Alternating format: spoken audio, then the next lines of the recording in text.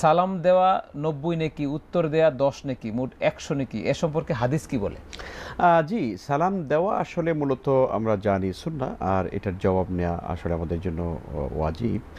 তো কাজেই কোনটায় কত সওয়াব হলো সেটা নিয়ে ইখতিলাফ থাকতে পারে, যে দিলে পরে সওয়াব 90 হয়। নেকি আর 10 নেকি এমন কোনো ব্যাপার না, আছে? এরকম আসলে বিশেষ কোনো সংখ্যা নেই। তবে সালাম আমাদের দেওয়া উচিত।